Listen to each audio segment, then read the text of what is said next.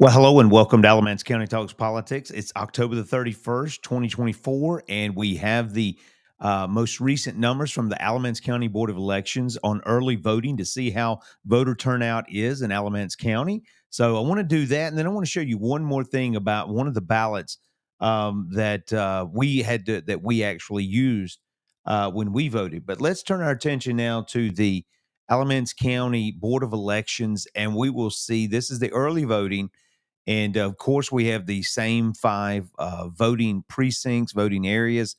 And you can see that the most recent, which would have been Wednesday, they still don't have Thursday up there yet. But you can see the numbers pretty much are remaining. They're coming in producing about the same. It looks like which one was that one?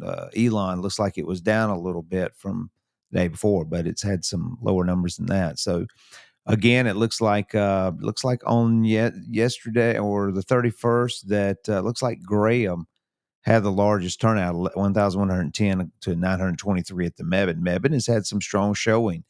And so you can also see that there on Wednesday, there was new voters, new people who actually, as it says here, same day registration, assume they voted as well. And so we're well on our way here. You can see well on our way here to 57,000 would be. I think we have approximately 114,000. That number's not exact, but it's close. And so we have that many. So you can see we're approaching 57,000. Still have Friday and Saturday to accomplish that. We could see 50% of the registered voters in Alamance County having cast votes before Election Day on November the 5th. So let me encourage you, if you've not voted, let me encourage you to do so. I think that is a right. It's a freedom that you enjoy, and I would encourage you to cast your vote in the right way. We're going to show you something here in just a moment. When I say in the right way, I mean for the right person. I mean for the right policies. I mean for what is best for this country. And I think we all know who that would be. But let me show you one more thing that you're going to face as you go into the ballot box. And we faced this when we went in, and I know family that's done this.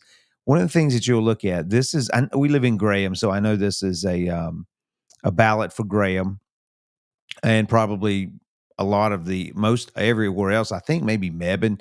I know Burlington has some other things on theirs, but you can look at the ballot and you can see here. And I encourage you to go on the Alamance County Board of Elections website and try to find your ballot so that you'd become more familiar with it if you're not familiar with it. But you can see the President of the United States. We got Donald Trump down here. U.S. House of Representatives. We have Richard Hudson, Nigel Bristow, it looks like, North Carolina Governor Mark Robinson, Mike Ross, Vinnie Smith, Josh Stein, Wayne Turner, Lieutenant Governor Hal Weatherman, Rachel Hunt, Wayne Jones, and Shannon Bray. I think that was it for that line right there. Nope. Go down to the judges. Then we have Catherine Whitaker. It looks like she's running unopposed. Oh, that's Kathy Overby. Okay, yeah, it looks like she's running over unopposed of the Democratic Party. Then we have Meredith Edwards, who is a Republican running against Natalie Jones. And we have R. Brian Norris against Brian Ray. We have the Alamance County Board of Commissioners. You have Carissa Graves, John Paisley Jr., Anthony Pierce, Ed Priola, Chris Smith, and Pamela Tyler Thompson. For Alamance County Register of Deeds, it looks like David Barber is running unopposed. And for the nonpartisan, which they say is nonpartisan, and if I hear anything, I don't believe it's nonpartisan. People tell me this, it's not true, and that's for any office, primarily for most every office. So, if you want to talk to me about something being nonpartisan, we'd be glad to talk to you about it because I see people injecting partisanship into this all the time. So you have Sandy Ellington Graves, Tamika Harvey, Peter Markham, Tara Raggett, Seneca Rogers, Corey Shepard, Avery Wagner, and Donna Davis Westbrook. You get to choose 4 out of this group here.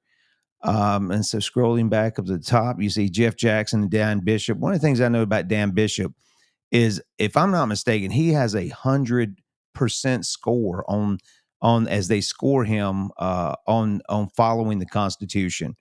And so that's a good sign. If you like the Constitution, which you should, Dan Bishop is a man that you definitely want to vote for. for North Carolina Attorney General. Then we have North Carolina Auditor. We have all of these. I don't need to read them all, but the one thing that I did want to focus on here, I did want to focus on. You got Michelle Morrow running for North Carolina Superintendent Public of Instruction, and Maurice Green as well. And we have. Let me see. There's seem like I'm unfamiliar with this justice. Let's see.